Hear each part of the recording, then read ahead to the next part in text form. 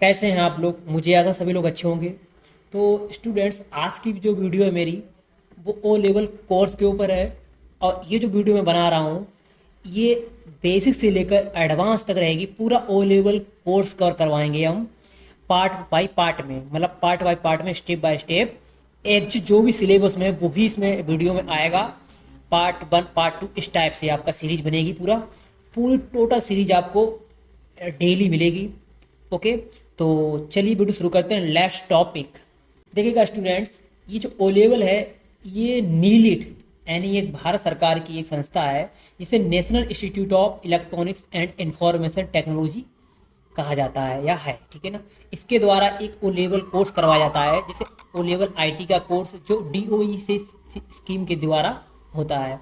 इस कोर्स जो होता है, ये कोर्स खासकर गवर्नमेंट जॉब निकलती हैं या प्राइवेट जो भी जॉब हैं, जो भी मतलब इस टाइप से जॉब आती हैं, उनके लिए बहुत ज़्यादा उपयोगी कोर्स है। बहुत लोग इसको लोग करते हैं। और इस कोर्स को करने की जो एलिजिबिलिटी क्राइटेरिया है, वो आपको सिर्फ 12th पास होना चाहिए, यानी इंटर आप पास हैं तो इस कोर्स को आप लोग कर सकते हैं। तो इसी वीडियो में आप लोगों को मैं बस ओ लेवल का पहला स्टेप लाया हूँ, पहली स्टार्टिंग, कि ओ लेवल कैसे करें और क्या है। तो सारी चीज़ें हम इसी वीडियो में डिस्कस करेंगे और स्टेप बाय स्टेप क्लियर करेंगे पूरा जो भी हमारे कोर्स में सिलेबस में है। तो देखिएगा, ये देखिए हमारे पास ओ लेवल का सिलेबस है, ठीक है। इसी ओ लेवल के सिलेबस के अनुसार हम पूरा course chapter wise chapters cover करेंगे, पार्ट बाय पार्ट में। डेली एक वीडियो आपको चैप्टर वाइज जो भी कोर्स सिलेबस है वही सारा A to Z आपको मिलता रहेगा, टाइमली। ओके, तो देखिएगा, अब मैं बात करता हूँ कि इस कोर्स में क्या क्या एग्ज़ाम होते हैं और किस टाइप से होते हैं। देखिए, जैसे हमारा पहला जो मॉड्यूल है O level IT under DOC scheme, तो देखिएगा कुल मिला के इसमें 4 मॉड्यूल होते हैं ओ लेवल में। तो मॉड्यूल के नाम क्या होते हैं, इस प्रकार से होते हैं, जैसे M1R5। M1R5 जो होता है वो information technology tools and network basics की जानकारी इसमें दी जाती है। इसमें जो लर्निंग हावर्स रहता है वो 48 घंटे का रहता है, और जो प्रैक्टिकल रहता है वो 72 रहता है, यानी कुल मिला के 120 घंटा इस कोर्स को कवर किया जाता है। M1 यानी R5, ये लेटेस्ट सिलेबस के ऊपर डिपेंड है ये कोर्स। इसके बाद दूसरा हमारा है M2 मतलब R5। M2 का जो दूसरा मॉड्यूल है R5, इसमें जो रहता है वेब डिजाइनिंग एंड पब्लिशिंग। मतलब इसमें वेब डिजाइनिंग, जो वेबसाइट बनाना होता है, वेब डेवलपमेंट करना होता है, जो पब्लिशिंग मतलब जो फोटोज हुआ है, कोल्ड डायरेक्ट डिजाइनिंग है, इत्यादि सारी चीज़ें इस चैप्टर में कवर करवाई जाती हैं इस मॉड्यूल में। इस मॉड्यूल में वो सेम रहता है, 48 घंटे का लर्निंग टाइम और 72 आवर्स का प्रैक्टिकल रहता है, टोटल 120 घंटा रहता है। इसी प्रकार से M3 मॉड्यूल जो R5 है, इस जो रहता है ये सब्जेक्ट, ये programming and problem solving through Python, मतलब ये प्रोग्रामिंग जो पाइथन होती है उसका ये मॉड्यूल है। इसके अंदर आपको पाइथन बेस से लेकर एडवांस तक सिखाई जाती है नॉर्मली, और इसमें भी वही सेम प्रक्रिया है, 48, 72, 120 रहता है। इसी प्रकार से हमारा फोर्थ है वो M4R5 पेपर है। ये भी हमारा R5 का सब्जेक्ट है, जिसमें इंटरनेट ऑफ थिंग्स मतलब IoT मतलब internet of things and it's applications, इसके बारे में इसमें पढ़ाया सिखाया जाता है। इंटरनेट ऑफ थिंग्स क्या होते हैं, इनके सब वीडियो बाय वीडियो टॉपिक में हम लोग कवर करेंगे। इंटरनेट ऑफ थिंग्स मतलब जो सेंसर के बारे में जानकारियाँ होती हैं, बड़े बड़े एप्लीकेशन के बारे में, उसके बारे में बताया जाता है। तो इसको हम आने वाली वीडियो में कवर करेंगे। इसमें भी सेम प्रक्रिया वही है, 48 घंटे का लर्निंग हावर्स रहता है, और जो लर्निंग प्रैक्टिकल्स हैं वो 72 है, टोटल 120 रहता है। Okay students, I hope you आप लोग समझ गए होंगे। इसके बाद देखिएगा, इसमें एक और रहता है प्रैक्टिकल। अब देखिए, प्रैक्टिकल R5 जो 4 मॉड्यूल हैं, M1, M2, M3, M4, इन्हीं के 4 प्रैक्टिकल होते हैं। ये प्रैक्टिकल पेपर बेस होते हैं, मतलब ये आपके पहले पेपर M1 होगा तो इसी का M1 प्रैक्टिकल होगा, ठीक है। इसी प्रकार से M2 जब होगा तो उसका भी एक प्रैक्टिकल होगा, M3 होगा इसका भी एक प्रैक्टिकल होगा, और M4 होगा इसका भी एक प्रैक्टिकल होगा। मतलब हर चारों मॉड्यूल जो है M5, M3, M4, इन्हीं के एक थ्योरिटिकल पेपर होगा और इसका एक प्रैक्टिकल दिया जाएगा। ये एक नए चैप्टर लेटेस्ट सिलेबस में ही दिया गया, पहले ऐसा नहीं हुआ करता था। तो अभी यार समय में कुछ ऐसा हो गया है कि जो भी आप सब्जेक्ट पेपर क्वालिफाइड करेंगे उसका आपको प्रैक्टिकल देना पड़ेगा। मतलब जैसे सपोज करिए वेब डिजाइनिंग, तो वेब डिजाइनिंग आपने थ्योरी में जो भी एग्जाम दिया, इसको प्रैक्टिकली भी आपको असाइन करना पड़ेगा, प्रैक्टिकली भी देना पड़ेगा। तो इसी प्रकार से प्रैक्टिकल 1R5 में आपको प्रैक्टिकल पूरे क्लियर करने होते हैं। इसके बाद एक प्रोजेक्ट रहता है। प्रोजेक्ट कुल हमारा देखिएगा यहाँ पे 40 आवर्स का रहता है यहाँ पे। तो जो प्रोजेक्ट रहता है वो आपको बनाना होता है पूरा इन्हीं के ऊपर, पूरा 4 मॉड्यूल को मिला के बनता है, ठीक है ना। तो टोटल हमारा 192 और टोटल 520, मतलब हमारा जो जो हमारा लर्निंग आवर्स टोटल रहेगा वो हमारा 120 रहेगा, और जो प्रैक्टिकल 338 है और 122, मतलब इतने घंटों में आपको यहाँ पे पूरा कोर्स कवर करवाया जाता है। तो आई होप यू अंडरस्टैंड, आप लोग समझ गए होंगे ओ लेवल में क्या क्या पेपर्स होते हैं, कितने मॉड्यूल्स होते हैं और कैसे कैसे को दिया जाता है, ठीक है ना। इसको आने वाली वीडियो में और हम समझेंगे पूरा डेकोरेट, पूरा क्लियर से, ठीक है ना। अब उसको बात करते हैं, पास का परसेंटेज होता है वो ग्रेड में होता है। तो ग्रेड कैसे आता है देखिएगा, जो 50 से नीचे आता है नंबर आता है परसेंटेज उनका, तो वो फेल माने जाते हैं व्यक्ति, वो स्टूडेंट्स फेल होते हैं। जिनका 50 से ऊपर 55 रहेगा उनका डी ग्रेड रहता है, और जो 55 से 65% रहेगा उनका सी ग्रेड रहेगा। इनका 65 से लेकर 75% तक रहेगा उनका बी ग्रेड दिया जाता है, और जो 75 होंगे वो 85 तक होगा उनका ए ग्रेड रहेगा। जो 85 से ऊपर होंगे, ठीक है ना, अप टू उनका एस ग्रेड होगा, मतलब सुपर होगा। तो आई होप यू आप लोग समझ गए होंगे कि पास परसेंटेज में ग्रेड रहता है, ठीक है, आपको ए ग्रेड मिलेगा जो हिसाब भी आपका रहेगा, ठीक है ना। अब इसके बाद हम बात कर लेते हैं कोर्स के बारे में सिलेबस के अनुसार। पहला जो टॉपिक हमारा है ये देखिए, ड्यूरेशन, यानी कुल आपको 120 घंटे, थ्योरी 48 आवर्स, प्रैक्टिकल 72 आवर्स, मतलब ये हमारा पहला मॉड्यूल है, ठीक है ना। इस मॉड्यूल के अंतर्गत हम 120 घंटे के अंदर हम लोग थ्योरी और प्रैक्टिकल कवर करेंगे। 120 घंटे के अंदर ना टोटल 120 घंटे ने आवर्स, यानी 48 घंटा थ्योरी और 72 आवर्स प्रैक्टिकल। तो चलिए वीडियो शुरू करते हैं। तो देखिएगा ये आपका सिलेबस है। सबसे पहला पॉइंट हमारा यूनिट, जो मॉड्यूल यूनिट है, मॉड्यूल का यूनिट वो है कंप्यूटर टू इंट्रोडक्शन। यही सब कुछ जानकारी सीखेंगे स्टार्टिंग से कि क्या होता है इसके अंदर, सारी चीजें क्या होती है। अभी आपको स्टार्टिंग थोड़ा सरल लगे, चीजें लगेगी, लेकिन जैसे आगे बढ़ेंगे वैसे ये चार हमारा डिफिकल्ट कठिन होता जाएगा। तो देखिए इस मॉड्यूल को क्लिक कराएंगे, इंट्रोडक्शन टू कंप्यूटर, ठीक है ना। तो इंट्रोडक्शन टू कंप्यूटर ये हमारा टाइमिंग है, ये हमारा ड्यूरेशन है, ठीक है ना। इंट्रोडक्शन कंप्यूटर के अंदर after completing this unit of module learning and we be able to, मतलब इसके अंदर ये सारी चीजें क्लिक कराएंगे। आइडेंटिफाई कंप्यूटर्स क्या होते हैं, आईटी गैजेट्स क्या होते हैं, इन्वोल्यूशन एप्लीकेशंस क्या होते हैं, वायरस इनपुट आउटपुट डिवाइस क्या होते हैं, हार्डवेयर क्या होते हैं, कंपोनेंट्स क्या होते हैं, कंप्यूटर स्टोरेज डिवाइसेस क्या होती हैं जो डाटा स्टोर करती हैं, वायरस टाइप ऑफ सॉफ्टवेयर क्या होते हैं जो वायरस को ठीक करते हैं, सही करते हैं, यूटिलिटी सॉफ्टवेयर क्या होते हैं, कंप्यूटर एंड मोबाइल एप्स क्या होते हैं। ये सारी चीजें इस टॉपिक के अंदर आपको कवर करवाएंगे हम लोग इसी वीडियो में, इंट्रोडक्शन टू कंप्यूटर। तो चलिए वीडियो शुरू करते हैं हमारी नेक्स्ट टॉपिक। तो देखिए स्टूडेंट, हम लोग यहाँ पे आ चुके हैं। सबसे पहले इंट्रोडक्शन टू कंप्यूटर, ये हमारा ओ लेवल का पहला पार्ट 1 है। तो देखिएगा, कंप्यूटर एक उपकरण है जो डेटा को स्वचालित रूप से प्रोसेस करने के, संग्रहित करने पर, प्राप्त करने और दिखाने की क्षमता रखता है।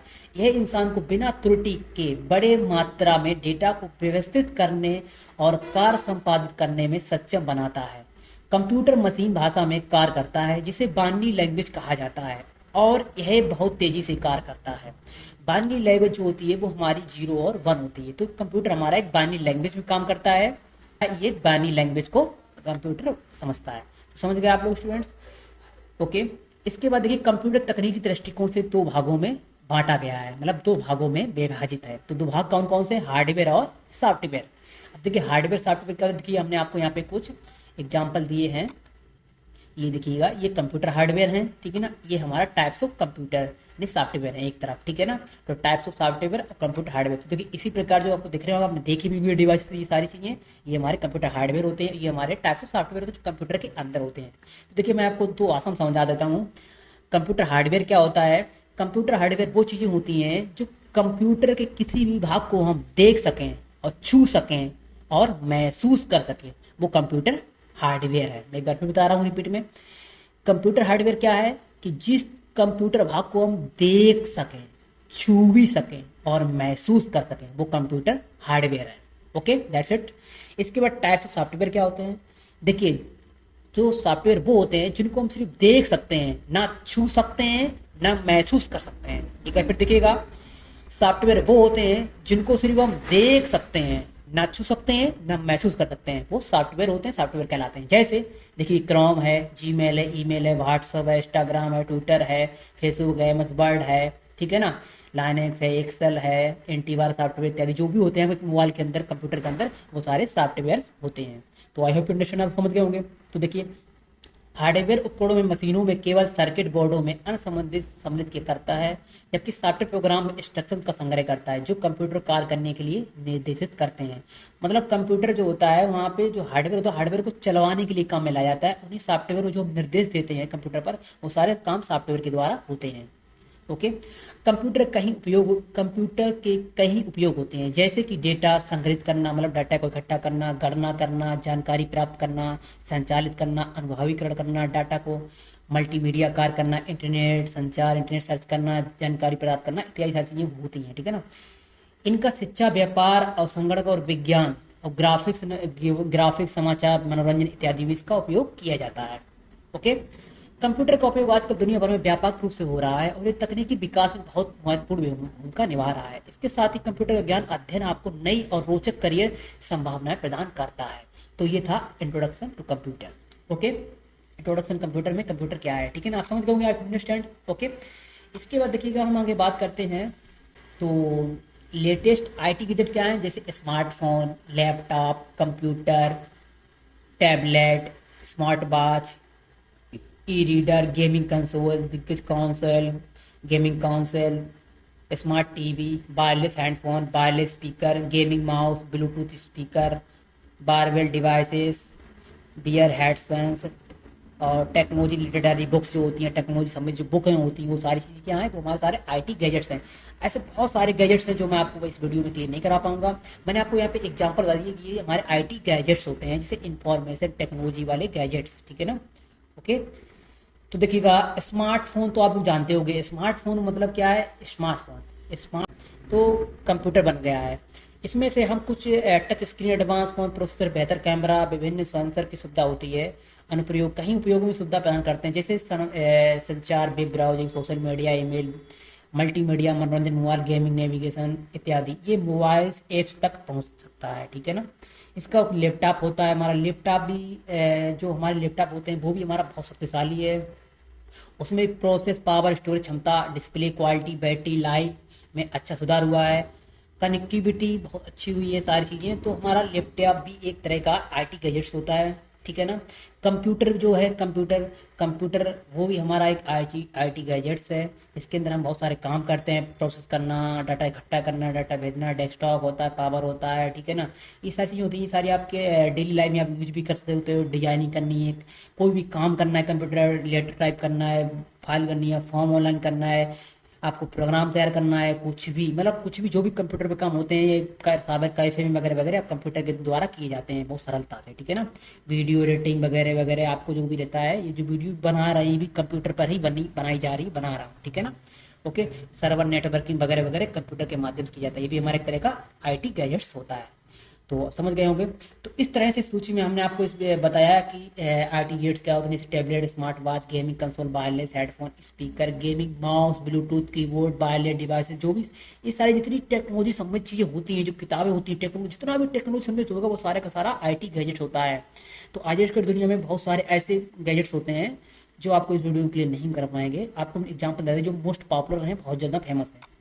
इसके बाद बात करते हैं कंप्यूटर में यानी इनपुट आउटपुट डिवाइसेस क्या होती हैं, इनपुट और आउटपुट डिवाइसेस। तो देखिए इनपुट आउटपुट डिवाइसेस क्या होती हैं, जैसे keyboard, mouse, scanner, webcam, microphone, ये सारे इनपुट डिवाइस होते हैं।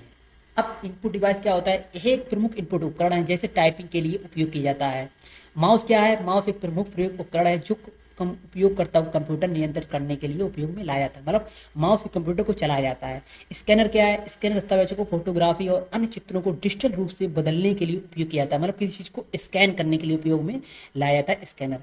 वेबकैम क्या है, वेबकैम एक वीडियो और फोटो आदि को दर्शाने या रिकॉर्ड करने के लिए उपयोग होता है। ये एक कैमरा होता है वेबकैम, इसको भी हम लोग इनपुट डिवाइस बोलते हैं या होती है। माइक्रोफोन, यह आवाज को कंप्यूटर में दर्शाने और सुनाने के लिए उपयोग में होता है। ये जो होता है ये हमारा, ये इसमें माइक्रोफोन मतलब जो भी हम बात यहाँ बोल रहे हैं, यहाँ पे जो रिकॉर्ड हो रहा है ये माइक्रोफोन के जरिए रिकॉर्ड हो रहा है। आप जो बात करते हो, जो आपके मोबाइल में माइक्रोफोन नहीं लगाता, जो जो आवाज़ जाएगी वो एक माइक्रोफोन की जरिए आती है, वो भी हमारा एक तरह का इनपुट गैजेट्स होता है, इनपुट डिवाइस होती है, ठीक है ना। तो इनपुट डिवाइस को समझने के लिए कैसे समझने की इनपुट डिवाइस क्या होती है या इनपुट डिवाइस क्या होती है, देखिएगा इनपुट डिवाइस वो चीज़ें होती हैं जो चीज़ हमारे द्वारा दी जाती है, इंस्ट्रक्शन दिए जाते हैं, वो इनपुट होता है। जैसे मान लीजिए हमने कंप्यूटर पर हेलो टाइप किया, कीबोर्ड पर हेलो लिखा और जैसे वो स्क्रीन पे लिख के आया हेलो, तो क्या हुआ, कीबोर्ड से हेलो टाइप किया हमने, वो दिखा कहाँ पे, स्क्रीन पर। तो टाइप किया हमने कीबोर्ड पर, तो कीबोर्ड क्या हुआ, इनपुट हुआ ना, और जो दिखा वो क्या हुआ, आउटपुट। तो आउटपुट किस पे दिखा, एक स्क्रीन पे दिखा, तो हमारा आउटपुट डिवाइस हुई जाके। तो ऐसे कीबोर्ड दिखेगा यहाँ पे है, तो कीबोर्ड क्या है, कीबोर्ड हमारा एक इनपुट डिवाइस है। तो आई होप क्लियर होगी बात, ठीक है ना। इसी प्रकार से हम जो बात बोल रहे हैं, ये सारा आप जो सुन रहे हो स्पीकर में, वो भी एक तरह का आउटपुट निकल रहा है। तो स्पीकर क्या है कि स्पीकर हमारे आउटपुट है। तो उसी प्रकार जैसे मैं बताया मॉनिटर, तो मॉनिटर क्या है, ये एक आउटपुट है। तो आउटपुट के बारे में बता रहे हैं, तो कंप्यूटर के डिस्प्ले को दर्शाने के लिए उपयोग में आया जाता है। जो भी कंप्यूटर पर चित्र दिखते हैं वो हमारे आउटपुट के रूप में आते हैं सामने। जैसे हमने जो भी टाइप किया कीबोर्ड पर है, माउस से क्लिक किया, तो माउस पे क्लिक किया, इनपुट हुआ, और जो दिखा हमको मॉनिटर पर, एलसीडी पर, वो क्या है, आउटपुट। तो आउटपुट जब दिखा तो आउटपुट डिवाइस हुई जाके ना। तो आउटपुट डिवाइस क्या है, मॉनिटर हो गया, प्रिंटर भी हो गया। जैसे भी हमने कंट्रोल पी किया, कुछ भी बनाया, लेटर टाइप किया, लेटर को हमने प्रिंट किया, जैसे ही प्रिंट किया, तो जैसे प्रिंट निकला कंप्यूटर से प्रिंट होकर, तो क्या हुआ, तो वो हमारा आउटपुट हुआ। तो इसी से आपने को उपयोग, ये जो प्रिंटर होता है, ये कंप्यूटर को डॉक्यूमेंट कंप्यूटर प्रिंट करने के लिए उपयोग में लाया जाता है। स्पीकर ये ध्वनि को दर्शाने का उपयोग होता है, जिससे आवाज सुनाई दे सके, मतलब इसे हम लोग सुन सके। तो स्पीकर में आवाज आ रही ना, तो आउटपुट आ रहा ना, और जा रहा तो इनपुट जा रहा है। तो इसी प्रकार से हमारा स्पीकर आउटपुट हो गया। हार्डवेयर उपकरण क्या होते हैं, अब देखिए नंबर 3 हार्डवेयर। तो हार्डवेयर उपकरण मतलब हार्डवेयर कंपोनेंट, जैसे मदरबोर्ड।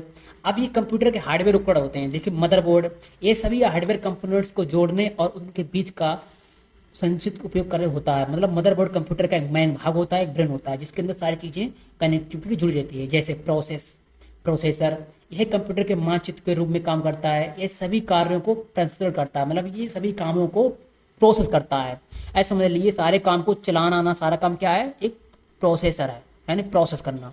जैसे मान लीजिए हमारे बॉडी के अंदर एक क्या है, दिल, और दिल को हर चीज की कनेक्टिविटी जुड़ी है, हर चीज को कंट्रोल कर रहा है। तो हमारा क्या है, प्रोसेस, ठीक है ना। मेमोरी क्या है, मेमोरी समझ लीजिए जैसे आपका दिमाग, एक का ब्रेन, जो भी आपके दिमाग में आपने कोई देखा, चित्र को नोट किया, पढ़ा, जो आप देख रहे हो, ये भी आपके माइंड में आप रीड कर रहे हो, पढ़ रहे हो, तो ये मेमोरी है ना। तो इसको हम स्टोर कर रहे हो अपने दिमाग में, तो ये क्या हुई, मेमोरी।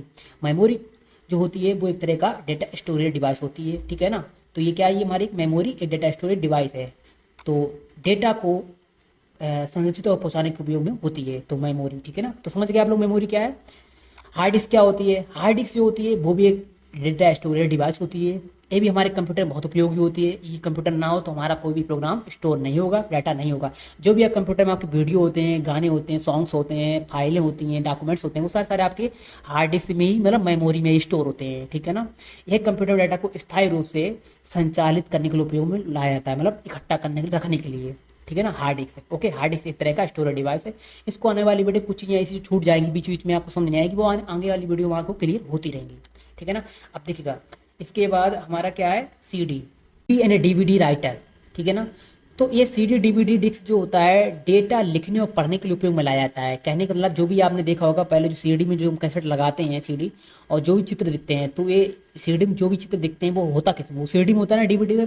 तो उसी डीवीडी में डेटा स्टोरेज होता ना, तो भी डेटा स्टोरेज करने का एक उपकरण है ये एक हार्डवेयर होता है। इसके अंदर भी आपका चीज़ें रहती है, जैसे आपके मान लो शादी विवाह में, जो भी मैरिज में आपको जो वीडियोग्राफी हुई, जो वीडियो बना, वो सीडी या डीवीडी में होगा। तो वो एक तरह का क्या हुआ जाके हमारा एक डेटा स्टोरेज डिवाइस है, ये भी हमारा एक हार्डवेयर उपकरण है, ओके। तो बात क्लियर। तो इसमें मैंने क्या सीखा, इस वाले मैंने बताया कि इनपुट आउटपुट हार्डवेयर घटक क्या होते हैं, कंप्यूटर के संरचना और कार्य में महत्वपूर्ण भूमिका निभाते हैं। तो कंप्यूटर जो महत्वपूर्ण भूमिका निभाने वाले कुछ हार्डवेयर होते हैं, वो मैंने आपको बताया, जो महत्वपूर्ण है, जो कंप्यूटर के चलवाने के लिए उपयोग में लाए जाते हैं, होते ही जो जरूरी है, कंप्यूटर होने चाहिए, इनके बिना कंप्यूटर अधूरा है। तो किसके बिना, motherboard, processor, memory, hard disk वगैरह, ठीक है ना। हार्ड डिस्क में जो भी आपकी सॉफ्टवेयर रहते हैं, विंडोज रहते हैं, जैसे मैंने आपको बताया, तो ये सारी चीज़ें किसमें होती हैं, हार्डवेयर में होती हैं। और जब हार्डवेयर में चीज़ नहीं होगी तो आपका चलेगा कुछ भी नहीं, डब्बा हो जाएगा आपका सीपीयू, या लैपटॉप में कुछ अंदर होगा नहीं, तो कैसे चलेगा, सब कुछ होगा ना, तो ये निर्जीव है ना। तो उसी प्रकार से ये सारी चीज़ें होती हैं। आई होप ये आप लोग समझ में आ रहा होगा। कोई गलती, कोई समस्या हो तो आप लोग कमेंट बॉक्स में बता सकते हैं, मैं चीज़ सुधार करूँगा वीडियो में, ठीक है ना। आपके चीज़ों से मुझे काफ़ी मोटिवेशन मिलेगी और मैं चीज़ को काफ़ी अच्छे से सुधार कर पाऊंगा स्टूडेंट। तो देखिएगा स्टूडेंट्स, सेकंड जो हमारा है, इसमें स्टोरेज डिवाइसेस क्या होती हैं। जैसे मैंने आपको बताया स्टोरेज डिवाइसेस क्या होती हैं, यानी उपकरण, संग्रहण उपकरण, ठीक है ना, जहाँ पे डेटा स्टोर किया जाता है। तो देखिए जिसमें चित्र में दिखाया जाएगा, कुछ इस प्रकार की हमारी स्टोरेज डिवाइस होती है, जैसे इंटरनेट, हार्ड डिस्क वगैरह वगैरह सारी चीज़ें हैं। तो इन्हीं कारण क्लियर करते हैं। तो देखिएगा हार्ड डिस्क, जो हार्ड डिस्क होती है, ये भी एक तरह की हमारी एक स्टोरेज डिवाइस है। स्टोरेज डिवाइस वो चीज़ होती है जिसमें डेटा स्टोर होता है, डेटा इकट्ठा होता है। मतलब जो कंप्यूटर में आपकी फाइलें हैं, गाने हैं, म्यूजिक हैं, ये सारी चीज़ें जहाँ आपकी रखी हुई हैं वो कहाँ पे हैं, वो आपके स्टोरेज में है। स्टोरेज मतलब डिवाइस, ठीक है ना। तो स्टोरेज में कोई डेटा हमारा इकट्ठा होता है। तो इसी प्रकार में कंप्यूटर में अलग अलग चीज़ों में अलग अलग तरह से उपयोग होने वाली स्टोरेज डिवाइस होती हैं, ठीक है ना। जैसे हार्ड डिस्क मैंने बताया, ठीक है ना, ये कंप्यूटर में बड़ी मात्रा डेटा को इकट्ठा करने की क्षमता रखता है। फिर एक एसएसडी। एसएसडी क्या होती है? एसएसडी एक सॉलिड स्टेट ड्राइव होती है जो इलेक्ट्रॉनिक चिप के माध्यम से डेटा को संग्रहित करता है। यह तेजी से डेटा एक्सेस करता है और कंप्यूटर में दूसरे कंपोनेंट्स के मुकाबले ये तेजी से कार्य करता है। जो एसएसडी है वो हार्ड डिस्क का दूसरा रूप है, मतलब हार्ड डिस्क से दुगनी स्पीड में काम करती है। ये एक एडवांस वर्जन समझ लीजिए एसएसडी को। हार्ड डिस्क मतलब हार्ड डिस्क ड्राइव होती है और एसएसडी मतलब सॉलिड स्टेट ड्राइव होती है जो काफ़ी स्पीड में काम करती है। इसके बाद पेन ड्राइव। पेन ड्राइव क्या होती है? पेन ड्राइव एक पोर्टेबल संग्रह डिवाइस होती है जिसमें डेटा को संग्रहित किया जाता है और यूएसबी पोर्ट के माध्यम से कंप्यूटर में जोड़ा जा सकता है। मतलब पेन ड्राइव जो होती है वो यूएसबी के माध्यम से, पेन ड्राइव आपने देखी भी होंगी, आई होगी अपने आसपास किसी ना किसी में समय, तो उसमें भी पोर्ट में लगा डेटा एक दूसरे में ट्रांसफर किया जाता है, वो होती है पेन ड्राइव। ये तरह की हमारी स्टोरेज डिवाइस होती है। एक्सटर्नल हार्ड ड्राइव, यह एक पोर्टेबल हार्ड डिस्क होता है जिसे कंप्यूटर से कनेक्ट करके डेटा को संग्रहित किया जा सकता है। यह अधिक डेटा को संग्रहित करने की क्षमता रखता है और इसे कई कंप्यूटरों के साथ शेयर किया जा सकता है। ये एक एक्सटर्नल होता है। एक्सटर्नल का मतलब होता है जो हार्ड डिस्क ड्राइव कंप्यूटर में अलग से लगाया जाए और जिसमें बड़ी मात्रा डेटा स्टोर किया जाए, एक्सटर्नल होता है। और जो कई कंप्यूटरों के साथ अपना डेटा शेयर करता है वो एक्सटर्नल डिवाइस होती हैं। ऑप्टिकल क्या होता है? देखिए, ऑप्टिकल जो होती हैं वो विवरण के माध्यम से संग्रहित करता है। यह डेटा को पढ़ने और लिखने के लिए ऑप्टिकल डिस्क ड्राइव की आवश्यकता होती है, जैसे कि सीडी, डीवीडी, ब्लूरे इत्यादि। आपने सीडी देखी होगी, तो सीडी जो होती है वो एक तरह की ऑप्टिकल डिस्क होती है। क्या होती है? Optical disc. आप किसी को पूछो सीडी क्या है, सीडी एक तरह की ऑप्टिकल डिस्क है और डीवीडी हमारी भी एक तरह की ऑप्टिकल डिस्क है।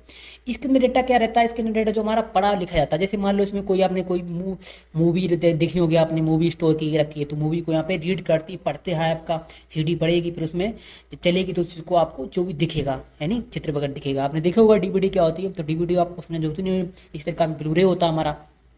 तो इस वीडियो में जो भी हमारी स्टोरेज डिवाइस होती है उसी को भी हमने आपको क्लियर करवाया है।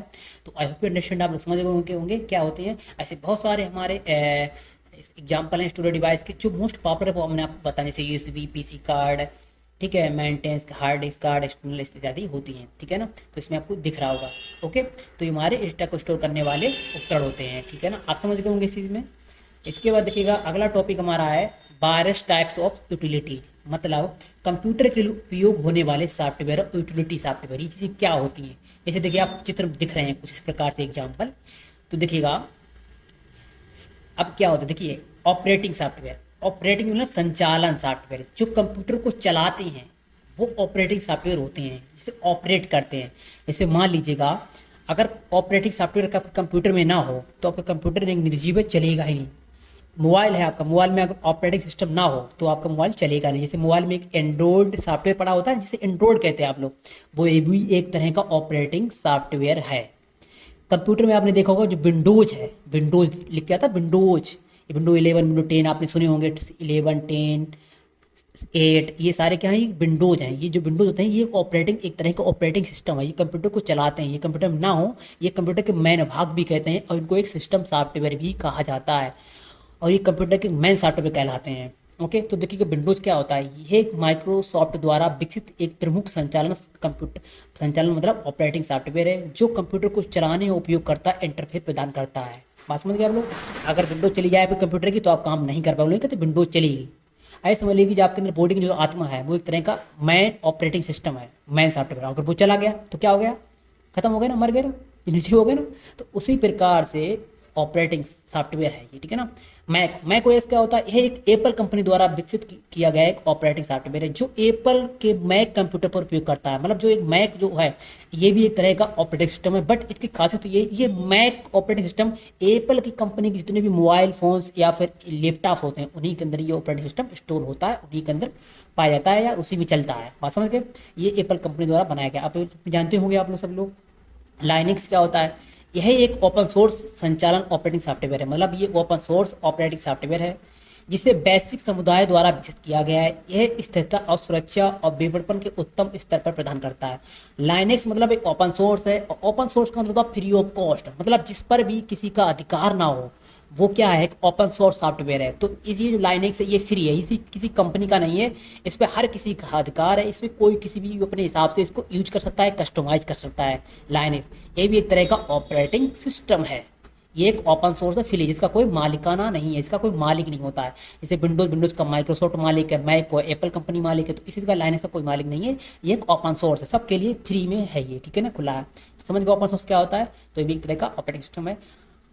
अप्लीकेशन सॉफ्टवेयर क्या होते हैं, अप्लीकेशन सॉफ्टवेयर क्या होते हैं, देखिएगा, अप्लीकेशन मतलब वर्ड है, जैसे word processor, spreadsheet, video player, web browser, तो ये सारे एक तरह का हमारे अप्लीकेशन सॉफ्टवेयर होते हैं, जिसपे हम लोग काम करते हैं, वो सारे क्या है, अप्लीकेशन सॉफ्टवेयर है। जैसे एक शब्द में कहें तो जिसका उपयोग दस्तावेजों इत्यादि में बनाने के लिए जो मैंने डॉक्यूमेंट भरे होते हैं, वर्ड में बनाए जाते हैं, मतलब एक्सेल कह दिए हम लोग, एक्सेल कह सकते हैं, एमएस वर्ड कह सकते हैं।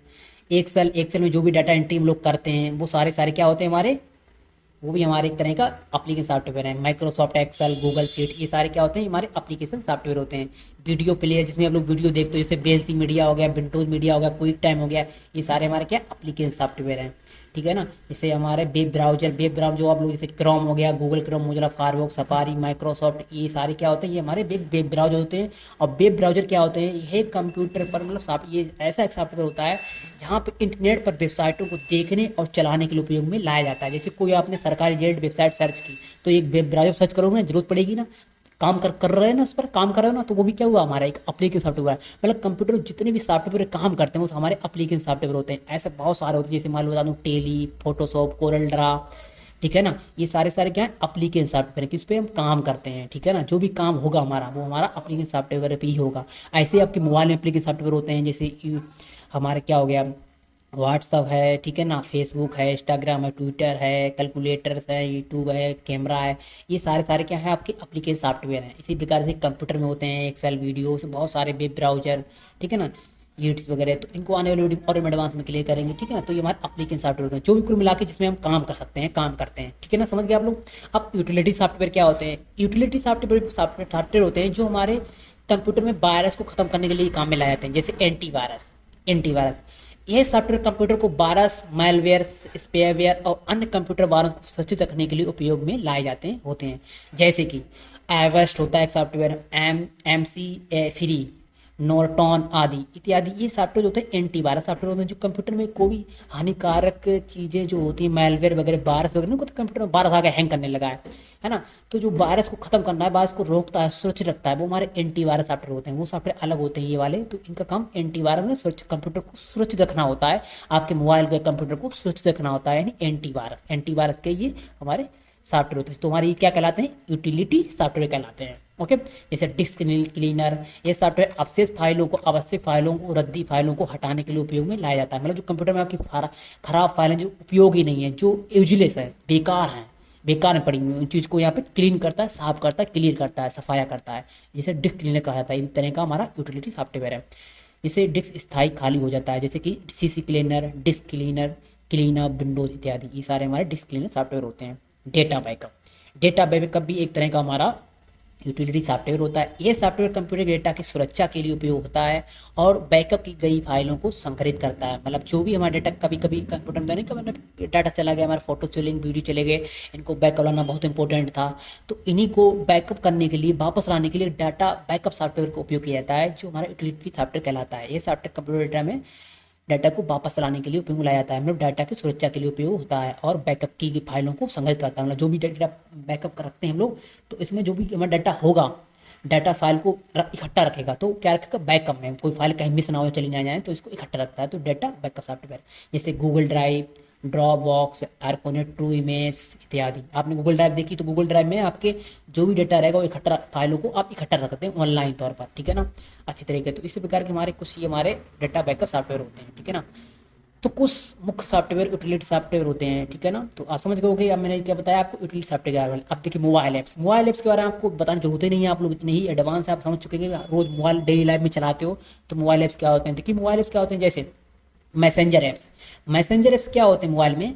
मैसेंजर ऐप जैसे व्हाट्सअप है, टेलीग्राम है। Messenger video call, file sharing, social media संदेश भेजने के लिए उपयोग में लाया जाता है, ये व्हाट्सअप होता है। टेलीग्राम एक सुरक्षित मैसेंजर ऐप है जो टेक्स्ट फाइल, फोटो, वीडियो आदि को संदेशित करने के लिए उपयोग में लाया जाता है। ये भी टेलीग्राम भी एक तरह का आपका मैसेंजर सॉफ्टवेयर है।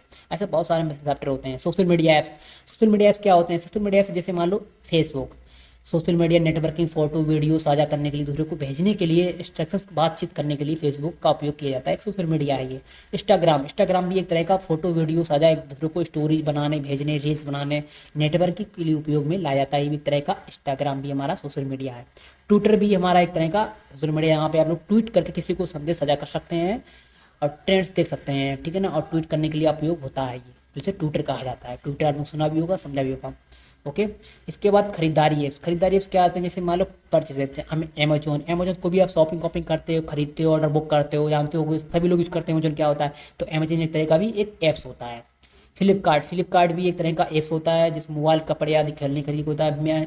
मैंत्रा भी ये एक तरह का ये भी एक तरह का हमारा ऐप्स होता है, जहाँ पे हम लोग ब्रांडेड कपड़े खरीद सकते हैं और बेच सकते हैं, ठीक है ना। खेल और मनोरंजन ऐप्स जैसे मान लो देखो पबजी मोबाइल्स, ये भी तरह का हमारा गेम्स वगैरह खेलने के लिए भी हमारे ऐप्स होते हैं। हॉट स्टार भी हमारा एक ऐप्स होता है, जहाँ पे लाइव टीवी मूवीज वगैरह शो स्पॉट वगैरह आप लोग यहाँ पे देखते हैं। गूगल प्ले गेम्स वगैरह, जहाँ पे आप तरह तरह के गेम और अच्छे अच्छे अवार्ड जीत सकते हैं, जो आपका गेम्स होता है। यूट्यूब तो आप जानते हो कितना पॉपुलर सा है हमारा है, ऐप्स है ये, जहाँ पे हम लोग बड़े उपयोग वीडियो देखते हैं। ऑनलाइन वीडियो प्लेटफॉर्म है, जहाँ पे हम बड़े बड़े वीडियो साझा करते हैं। जो भी आप वीडियो देख भी रहे हो, ये भी आपका यूट्यूब पर वीडियो देखा जा रहा है या देख रहे हो, सर्च कर रहे हो।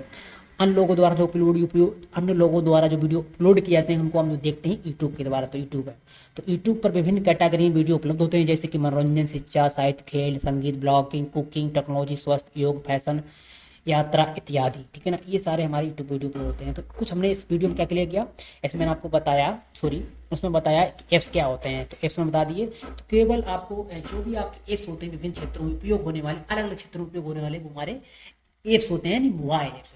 तो आई होप यू अंडरस्टैंड, आप लोग समझ गए। तो इस टॉपिक मैंने क्या क्लियर किया, इस टॉपिक मैंने पूरा क्लियर किया इंट्रोडक्शन टू कंप्यूटर। मतलब इसमें जो भी चीज़ें रहती है हमारा, कंप्यूटर्स क्या होते हैं, आउटपुट्स क्या होते हैं, सॉफ्टवेयर क्या होते हैं, मोबाइल एप्स क्या होता है, जो सारी चीज़ें हमने आपको इस वीडियो में क्लियर की। तो आई होप यू अंडरस्टैंड, आप लोग वीडियो में समझ में आया होगा। जो भी आपको वीडियो समझ में आया, मिस्टेक हुई है उसको क्षमा चाहता हूँ। अब नेक्स्ट वीडियो आपको टाइम मिलती रहेगी, और सपोर्ट करिए। मैं ओ लेवल की आपको जो बेसिक सीरीज लेकर एडवांस तक लेकर चल रहा हूँ, जहाँ पे आपको जो भी आपके सिलेबस में एग्जिट्स है वही क्लियर कराया जाएगा। तो थैंक यू सो मच, मिलते हैं एक अच्छी वीडियो में। बाय बाय, खुश रहिए, मौज